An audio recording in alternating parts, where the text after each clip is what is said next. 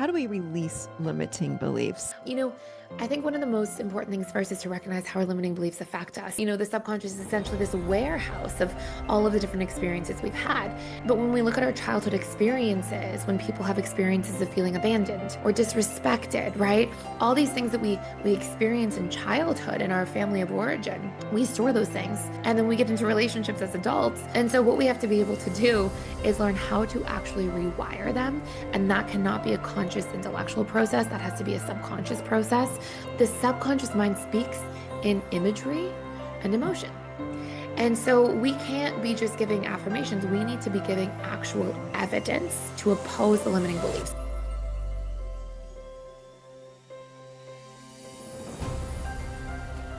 So, welcome to the Michelle Chalfant Show, Thais Gibson. Thank you for having me. I'm so excited to be here with you and just have this whole conversation unfold. Oh, yeah, we got a lot to talk about. So, tell us a little bit about who you are. We're going to get into limiting beliefs, subconscious programming, emotions, all the things, attachment. I love attachment too. Tell us a little bit about yourself, who you are, and how you got here. Yeah, so I think I just grew up definitely as like a very sensitive child and Mhm. really took everything on and always I was definitely very enmeshed and a little bit codependent growing up. So I cared very deeply about other people's suffering and what they were experiencing and I also grew up in a home full of chaos. Like there was a lot of fighting and arguing and at a very young age I was always like why can't things be different and why do things have to sort of be this way? So I think I had a very strong proclivity towards wanting to help people and be sort of service and contribute. And then I went through a lot of my own personal struggles, especially in relationships in my sort of late teenage years.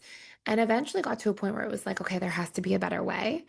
And I had a lot of times for a number of reasons where I would go, okay, I want to change this thing or I want to do this thing differently. I want to stop this pattern or this bad habit. And what I would find is I would tell myself all the things under the sun, and I would just go back to the same old habits over and over again, no matter how much I told myself otherwise.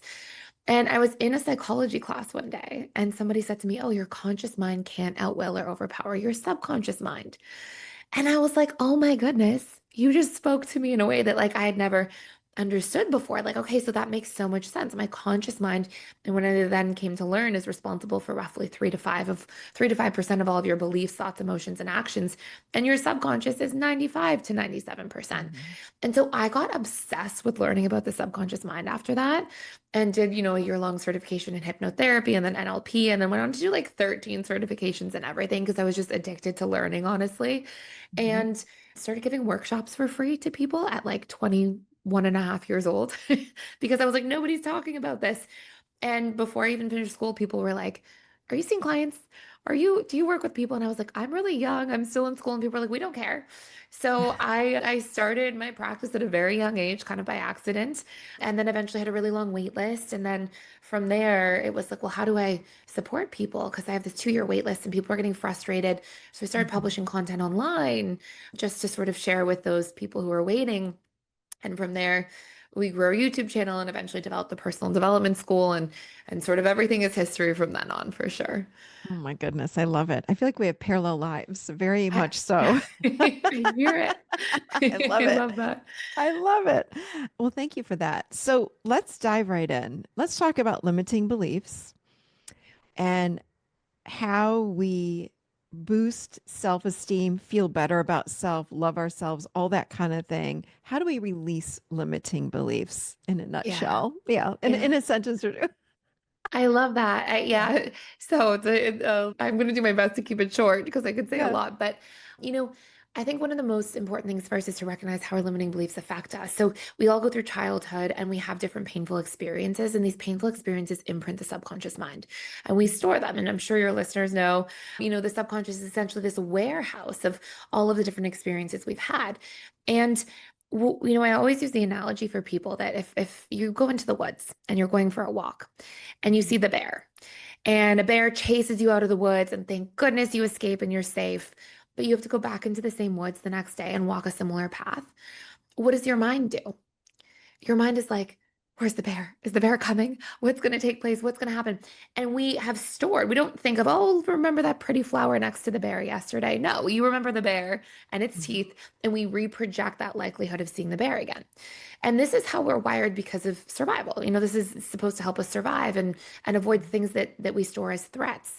But when we look at our childhood experiences, when people have experiences of feeling abandoned or unloved or unworthy or alone or trapped or helpless or disrespected, right? All these things that we experience in childhood in our family of origin, we store those things.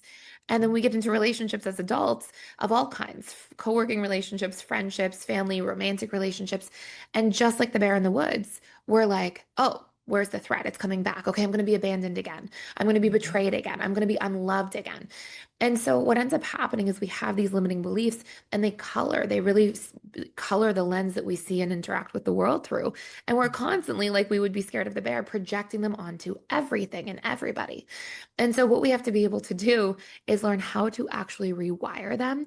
And that cannot be a conscious intellectual process. That has to be a subconscious process. And that takes place through repetition and emotion because it's repetition and emotion that fires and wires neural pathways and create these neural networks. And one of the things that I sort of have a bone to pick sometimes is that people say, oh, yeah, just do affirmations. And it's like, no, Mhm.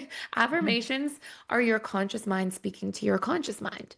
So, and nobody's consciously waking up being like, I'm going to tell myself all day that I'm not worthy and I'm not good enough and I'm unlovable. These are not conscious processes. These are subconscious processes taking place.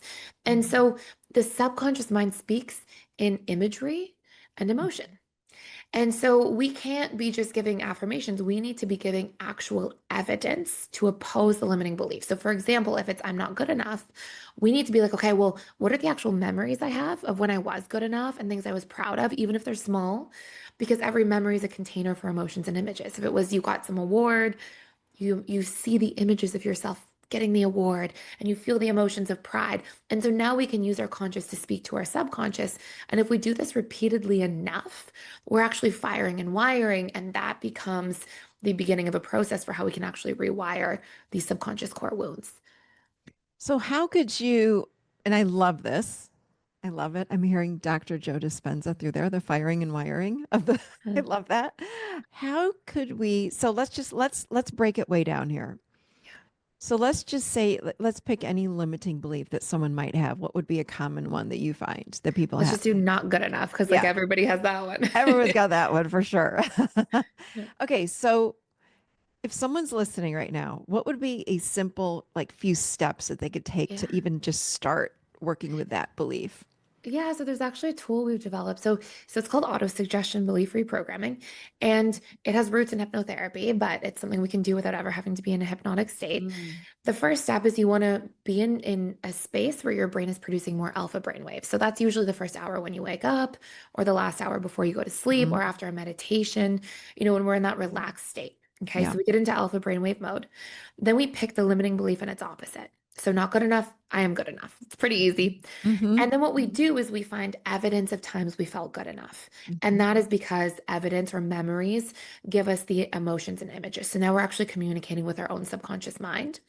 And you might say, and it can be something small. It can be, I was a really good friend yesterday to somebody in need. I showed up really well. I was on time for the things that mattered to me today. Whatever it might be, we come up with ideally 10 to 15 pieces of small evidence. It can be across the span of the last like 10 years. It can be Hmm. literally from any point in life. And it can be characteristics you're proud of. I'm somebody who's determined or I'm resilient, whatever it might be. So we want 10 to 15 pieces of memory where you express being good enough in these ways. And then what we do in our last step is we record it down and we listen back. So we can record it into our phones, we can record it into like a little voice audio on our computer. And what we do is when we're in that alpha relaxed state, we listen back and we try to really visualize and feel about it. And research shows that if we do this for about 21 days, it can be longer for unconscious memories rather than subconscious because there are small differences. But if we have this limiting belief that's been with us for a long time, 21 days of listening back, feeling about how we are good enough, seeing the evidence, seeing the images, really only takes like 3 or 4 minutes a day, and it will literally rewire people's beliefs completely. Wow. I love that. You talked about the waking up. When we wake up, it's such an important time of day to program the mind in this way. And so many of us, we get up, reach for the phone, get on the laptop, like whatever we're doing. And this is the most precious time of the day when we're so open in the mind and the brain to actually absorb these things. So I love doing it first thing in the morning. I love what you're saying. I think it's so important.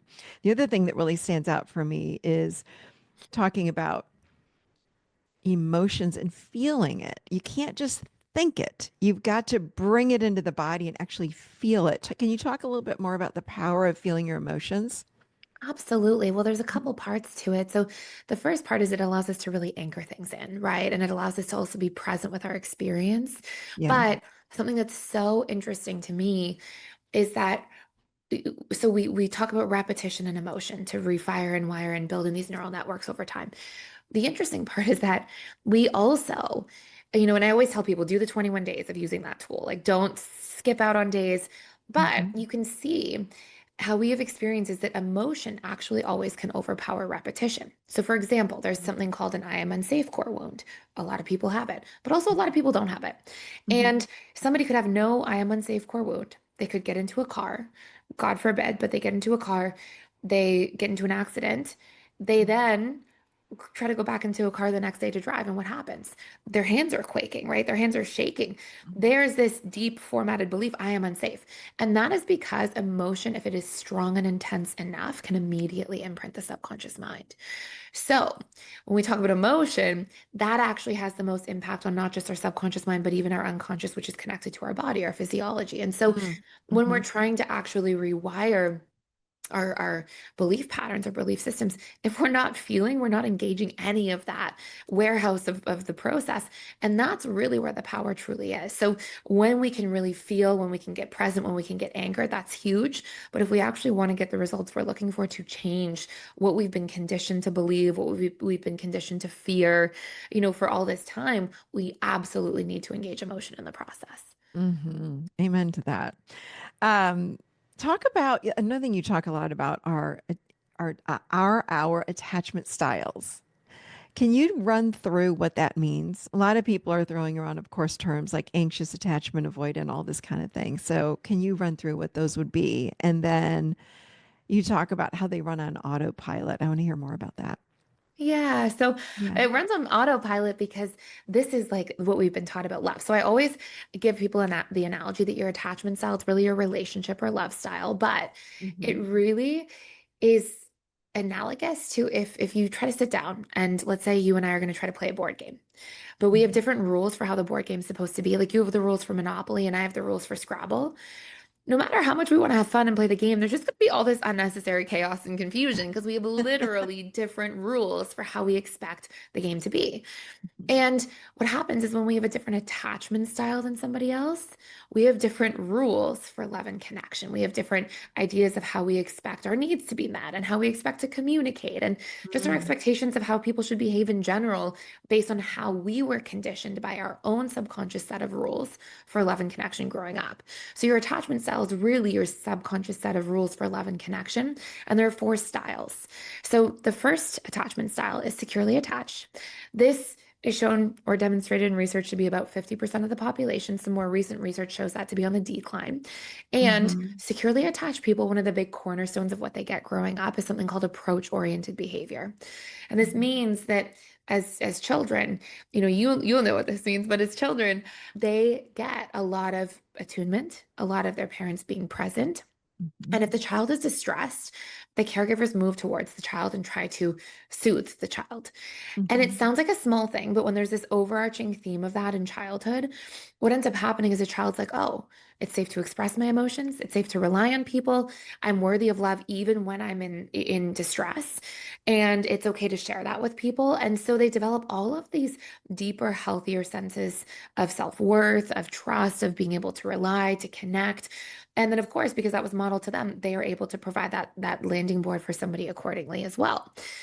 So that's our securely attached person. They grow up to have statistically not just the longest lasting relationships, but the most Hmm. fulfillment in their relationships that they report, Interesting. which is really important, right? Because we don't want just like the long lasting relationships.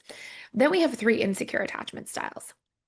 On one hand, there is the anxious attachment style. So, anxious attachment styles often get like a healthy degree of parenting growing up, but there's either some sort of real or perceived abandonment as a cornerstone theme. So, this could be that, they have really healthy parents, but one parent passes away when they're young, and that really affects their body and their nervous system, right? That we're actually at that point, that's your bear in the woods, right? You're going to have Mhm, see everything through mhm, that lens of abandonment. mhm, Another thing could be maybe you have two loving parents, but they just work all the time and you're constantly left with the cold grandparents. So there's this constant fear of like, oh, love is there, but then it's taken away. Love is there, but then it's gone. And so mhm, again, that will condition through repetition and emotion a lot of those neural networks of fearing abandonment and seeing the world of relationships through that lens. And as a result, anxious attachment styles as adults tend to cling very strongly to people. They mhm. tend to fear being abandoned, of course, and alone. And so much of their whole adaptation to growing up and that kind of conditioning is they constantly want more closeness to the point where it can be needy or clingy, and accidentally they can push people Yeah. away. Yeah. So that's our anxious. Mhm, And then we have on the other end the dismissive avoidant, essentially somebody who's very different, almost in opposition. Dismissive avoidants grow up with a cornerstone of generally childhood emotional neglect, and sometimes it really flies under the radar. So you can have, these children who grew up in stable households where like food's on the table, they're at school on time, but like there's no attunement. There's no, hey honey, how are you? Or if the child comes home from school and they're in distress, the parents sort of like deflects it or maybe even shames them mhm, for expressing mhm, emotions or vulnerability growing up, like don't be a crybaby, toughen up, mhm, stiff upper lip. And what happens is a child growing up who's wired for attunement and connection, they go, okay, well, this part of me gets rejected, so this part of me is wrong, this part of me is defective, it's not mhm. going to get my needs met. Yeah. So then they become terrified of expressing that part of themselves as adults. And so as adults in relationships, they become people who, as soon as you get too close, they're like, I got to get out of here. I don't have good associations with feeling close, with feeling vulnerable. They keep people at arm's length. They self-sabotage relationships and closeness a lot of the time. And they're the people who generally fear commitment the most in relationships long term. Mm. And I think I love your example because these are people that grow up in looking from the outside in. It looks like a healthy, quote Yeah. unquote, normal, whatever the heck normal means, but household.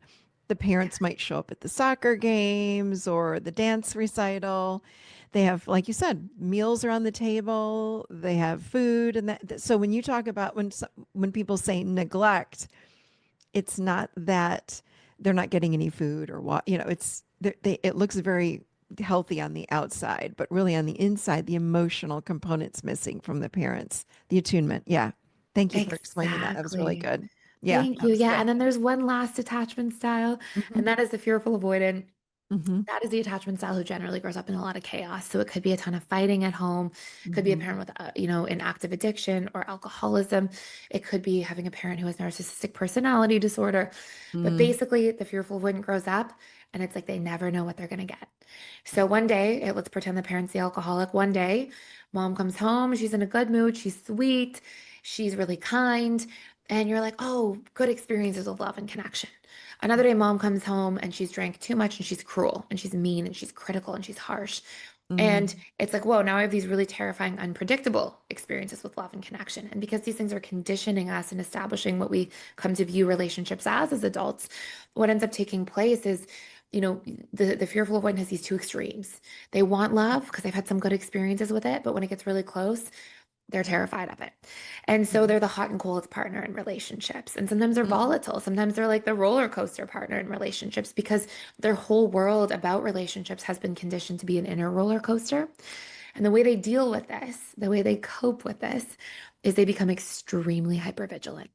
So they are like two steps ahead. Any little tiny shift in a pattern, somebody says one thing one day, it changes the next. They found it. Like fearful avoidants are human lie detectors. They notice every little incongruency everywhere all the time because that was their attachment strategy. Anxious Mm. attachment styles, their strategy was stay close. Dismissive avoidance are like, okay, strategies to stay away. Fearful Mhm. avoidance are like, let me read between the lines because I never know if mom was the alcoholic, for example, what version of mom I'm getting today. So let me read between the lines about everything so I can predict how to adapt to it. So they usually have a superpower of seeing deeply into people and noticing everything. Mhm. But they also sometimes their nervous system's in chaos all the time because they're always on high alert, always looking for incongruencies because that's how they grew up to basically protect themselves. Do they also become somewhat avoidant at times, would you say? Oh, Yeah. So they're absolutely. kind So of swinging between anxious and avoidant then. They go back and forth. absolutely. And they Yeah. actually have the core wounds of each side. So they have the anxious core wounds Mhm. of fearing abandonment, fearing being not good enough or unloved. But then they have the avoidant core wounds of being trapped or helpless or seen as defective. And they have their own big, personal set of core wounds, very much around feeling unsafe, Mhm. emotionally. So they'll deal with this by being very strong in our four Fs, their fight, flight, freeze, and fawn response. They're all very exaggerated. And Mm. they constantly fear being betrayed. They don't trust their environment. They don't trust people. If they did, they wouldn't read between the lines so intensely all the time. And so they have a hard time settling into relationships as a result, but you'll definitely see that hot and cold, that back and forth. Mm. And again, that's very much rooted in the dysregulation of their nervous system and how they were conditioned to view relationships as a whole. You're bringing up so many great points here. And this is why what I typically say is when we're in a relationship, we are the common denominator. We've got to look at ourselves first, not to blame or judge, but get curious about, wow, am I, bringing, is this happening possibly because I've got something going on? Now, it could be my partner too, but we've got to get really curious about maybe what attachment style that we are experiencing. Am I secure or am I anxious? Am I being too needy? Like what's going on? Yeah, Right. absolutely. And I know for myself, I'll just share for personal experience for anybody listening if it's helpful. Like I was the fearful avoidant. Mhm. And Yeah. I spent a lot of time when I was younger being like, oh gosh, everybody sucks at relationships, everybody's this and that. And one day I got sick and tired of the same old patterns. And I was like, wait, let me be accountable. And accountability is freedom because it's through that you can take the responsibility, change your patterns, especially by rewiring the subconscious mind and then actually become securely attached. And that's what, so we created a body of work called integrated attachment theory. Mm-hmm. And it was based off of obviously John Bowlby and Mary Ainsworth, like finding the four attachment styles, but where it was incomplete is they were never like, here's how to rewire your Yeah. attachment style. Here's how to Here's the actually how change it. to. Exactly. So that's the body of work we focus on is how to rewire your subconscious patterns through those core wounds that we Mm-hmm. talked about that can be retrained. Learning your needs and how to meet them is a big part of self-soothing, regulating your nervous system, learning boundaries, learning healthy communication patterns. And if we can really master those five key pillars at a subconscious level, which actually is like pretty easy to do, you can Mm-hmm. become more insecure and have that freedom. But to your point, that only happens if you're willing to look at yourself first. And that's where you're going to get the most results of wanting to change your relationship dynamics. Because when you change what's going on within yourself, you change so many different things in your external world as a result. Absolutely. Absolutely. Such a good point.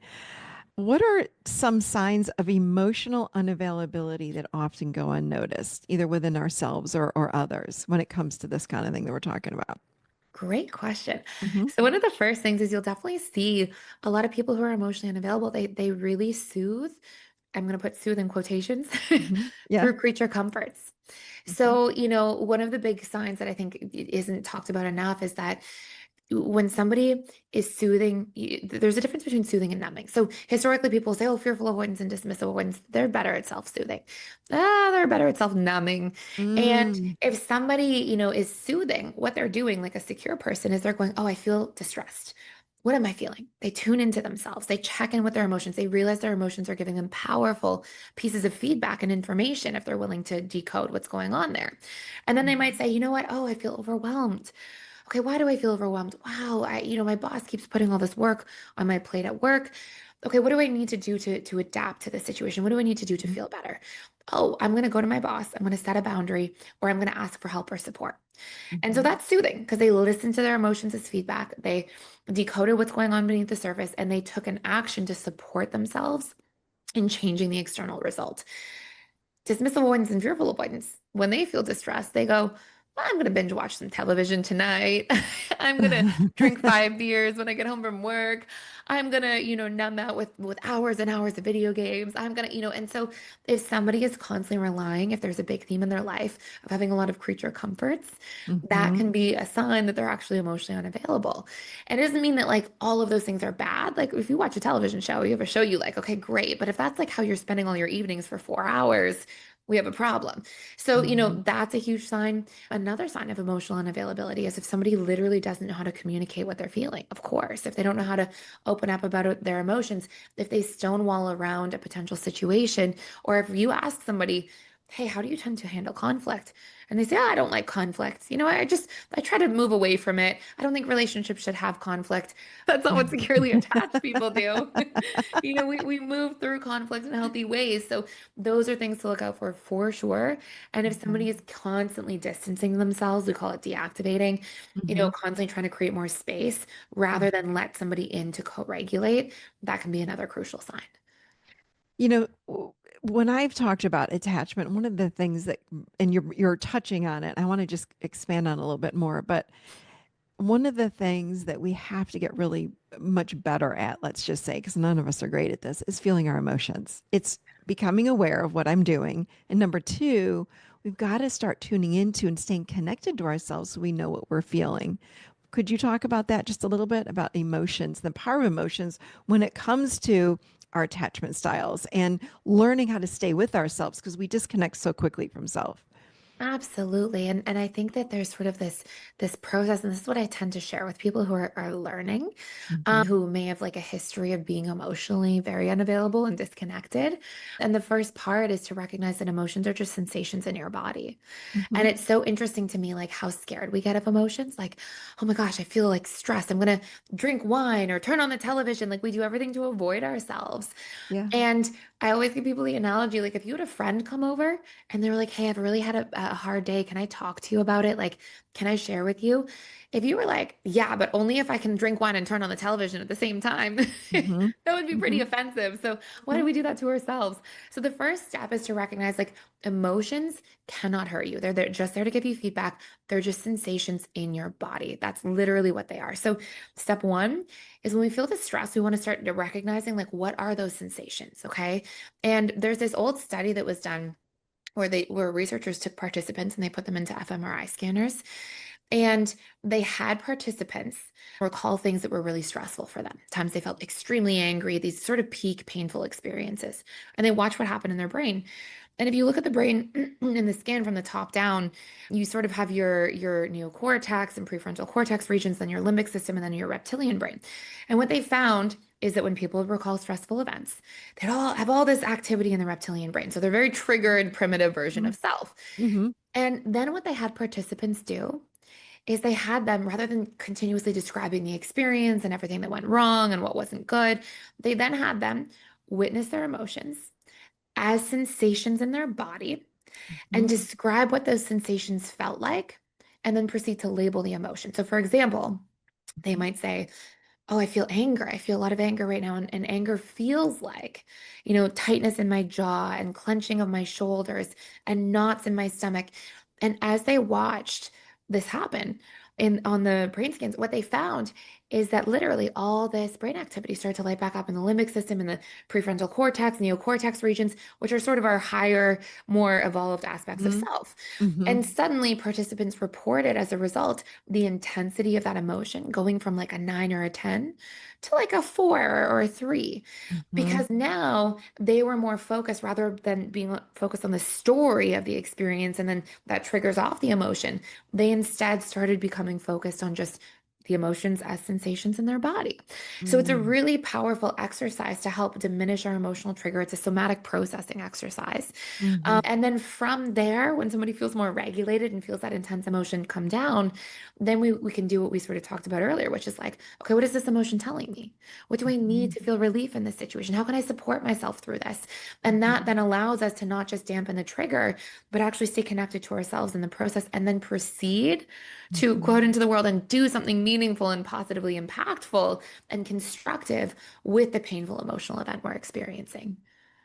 Love it. Thank you. That was so powerful.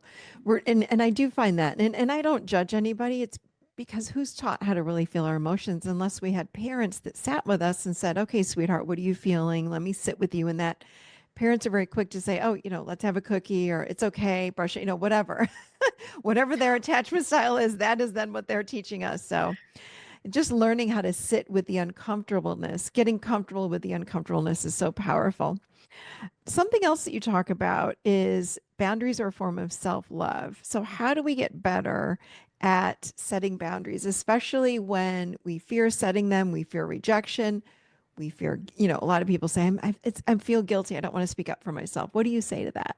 Okay, love this question, and it kind of builds on like so much of what we've talked about so far too. So to the first part, like boundaries are, people think boundaries are a separation, but they are a joining. Hmm. Like, Hmm. there's this old, I think it's Byron Katie who says sometimes if I say a yes to you, it's a no to myself, but sometimes a no to you is a yes to myself. Hmm. And I also think that when we're trying to build intimacy in a relationship, and I don't mean like physical intimacy per se, like actual closeness, emotional intimacy, letting ourselves be seen and known.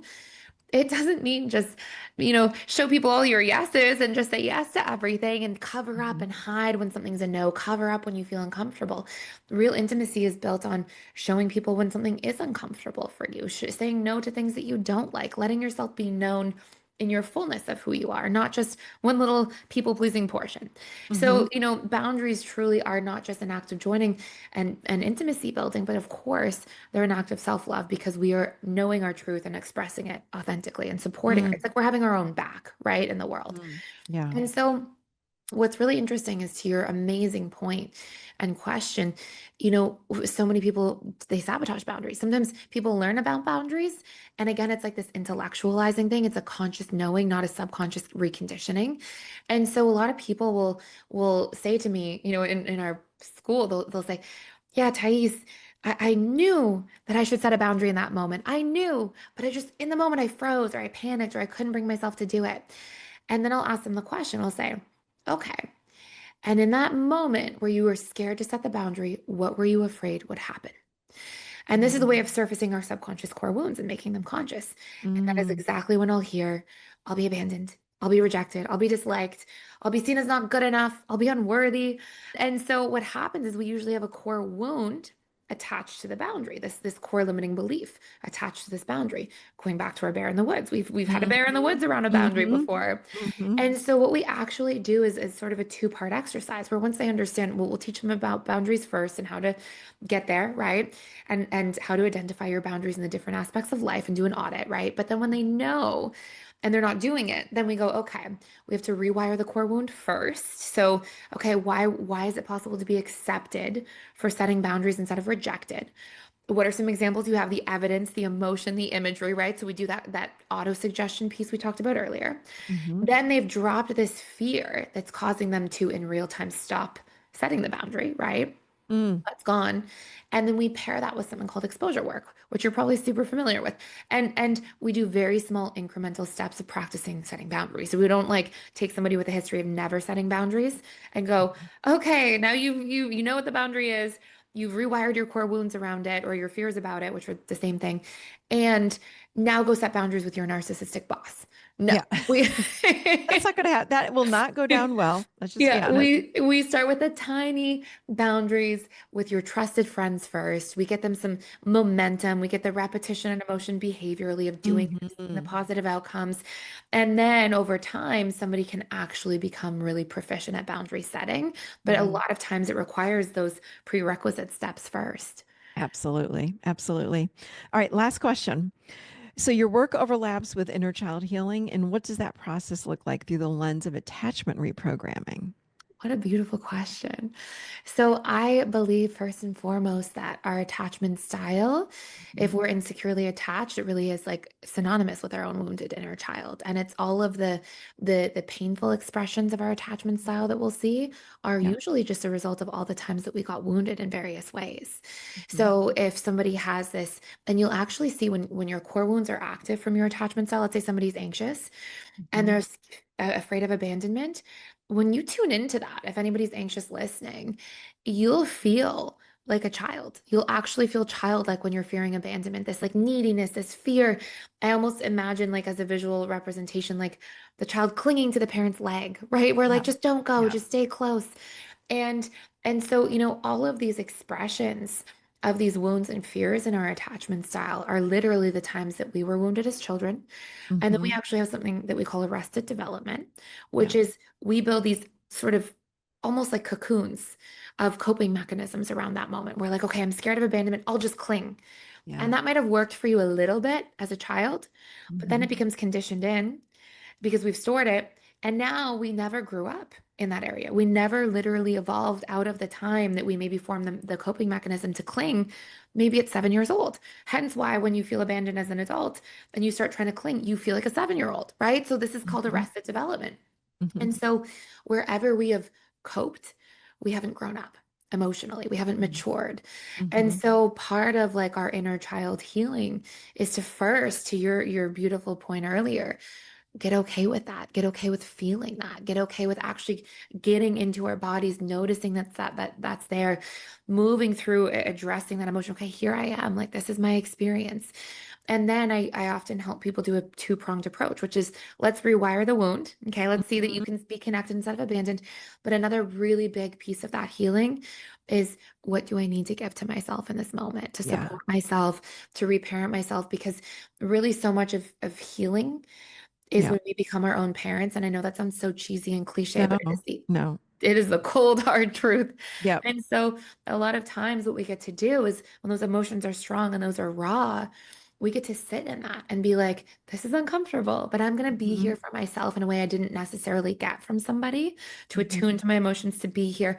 And then I'm going to do that work to be like, what can I give to myself that I didn't get access to as a child?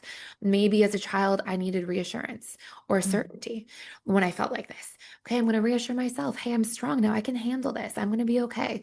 Okay, maybe I need certainty. How can I create a structure or framework to give myself some certainty right now? So it's about allowing ourselves to really notice when those emotions are there, to actually feel them, and then to address what those underlying needs are. And when we can give to ourselves what we didn't get, it's a tremendous way of reparenting and a huge aspect of healing. Mm, love it. I love it, love it, love it. It boils down to this is we have to learn how to stay connected with ourselves, whether it be again having awareness, staying connected to our emotions so then we can read and then we can know what our needs are, what our next steps are. We have to stay connected and we're so quick to disconnect as humans. With attachment wounding, doesn't Bowlby say our attachment wounding, isn't it set by like 3 or 6? It's so young, So right? our original attachment style generally develops between the ages of 0 to 2 years old, which is Oh my wild. Yeah. But I think where people miss because where that came from is a strange situation experiment, right? Yeah. So for Yeah. anybody who's not familiar, I'll just say it really briefly. It's like they would take young children, put them in a room with their parent, and then have a stranger come into the room and have the parent briefly leave the room with Mhm. the child in the room with a stranger. And then they would be able to observe their attachment patterns based on how the child would respond to their parent when they returned to the room. Mhm. And what they found is you could see an anxious child would cling, cling, cling to the parent. The dismissive avoidant child, it was, it's sort of sad, but it's sort of sweet and endearing. Like the parent would come back into the room and the child just wouldn't look at the parent. They would look away or create physical distance. And the fearful avoidant child would be very ambivalent, right? They would be kind of crawl towards the parent, move away, crawl towards the parent, move away. And you could see that hot and cold behavior already. And so it develops there. But that's because of conditioning, and everything is conditioning us all the time. So Yeah. we have our original attachment style by the age of 0 to 2. You could have a secure attachment style, 0 to 2, and the child responds securely and comfortably when the parent reenters and connects with the parent. Mhm. But if, for example, that child then saw their parents go through it, then a parent passed away out of the two caregivers, that could take that child at 8 years old, if that happened then, and suddenly Mhm. that child then became anxiously attached because of the intense emotional imprinting of the situation. Or if there was some sort of acute trauma or traumatic event that happened in the home, maybe that child would then become fearful avoidant. And so you could see like, yes, our attachment style develops then, but everything is conditioning us all the time, so it can change. But the Mhm. beauty of that is that we can also leverage our intentions to recondition and change intentionally to become secure as well. And I always wonder about this question, what came first, the chicken or the egg here? But so what if you were secure and you're 35 years old and you get into a relationship and you marry a narcissist, right? I would make a very strong argument that you were never secure. I know I'm just going to say that. I'm like, were you ever even secure to begin with? I would say no, because people have asked me this question. I'm like, I don't think a secure person would ever marry a narcissist, number one, right? No, They won't stick. they It won't, won't stick. yeah. Yeah. Yeah. You'll see And right through it and it won't be a match. It just won't feel right. and we are most attracted. This is one of my like favorite things. It's kind of crazy and sometimes people don't like it, but it's the truth. our subconscious mind at the end of the day wants to maintain its comfort zone. It's Yeah. habituated, it wants to go into what's familiar, and familiarity equals safety and thus survival, right? It's survival wired. Mm-hmm. Mm-hmm. So the subconscious mind of a secure person, what is our subconscious comfort zone? It's the relationship we have to ourselves.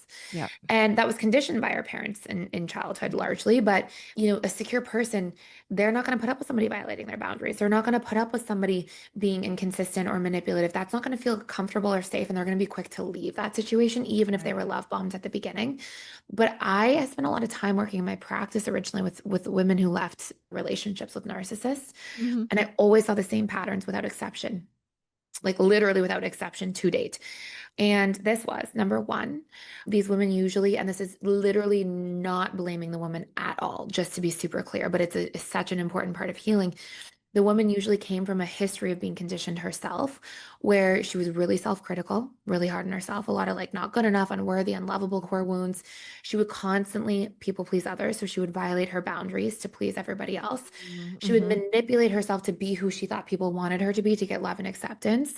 And she actually usually struggled to empathize with herself because she was so busy empathizing with everybody else. And Mm-hmm. so she usually got conditioned like that. Guess what? Yeah. Conscious mind says red flags of the narcissist. Subconscious mind says, this person treats me the way I treat myself. They don't empathize with me. They manipulate me. They violate my boundaries and they're really critical of me. And so subconscious goes, ooh, familiar. Let's invest because it's familiar. That's safe. Yeah. That's we're going to survive. And so a huge part of escaping narcissistic relationships and never going back to them is we have to rewire those patterns in ourselves first so that our subconscious no Mm. longer finds these things comfortable and safe. By doing that work, then we have this subconscious internal system where we're secure in relationship to self, and now we don't like that. We truly see and feel it in our body as a red flag instead of as something familiar. Mm. So good. I love that. Thank you. This was so good. I really appreciate you being on today. Thank you. Thanks for Thank you. joining And we us. are like so aligned. I loved all of I your know. questions. I know you know all the work and you're in it. So I love it though, but I love having people on that give maybe a different perspective or I love this was beautiful. Where would people find you if they want to learn more about you and your work? thank you. Yeah. So I'm on YouTube. I put daily YouTube videos out at Personal Development School Thais Gibson, THAIS. And personaldevelopmentschool.com. We have a free attachment style quiz if people want to go in and get a report for free. And then Instagram is at personal development underscore school. Perfect. We'll add all those to the show notes. Thank you, my love. Thank you Wonderful. so much for Wonderful, having me. wonderful to have you. We appreciate it. Thank you.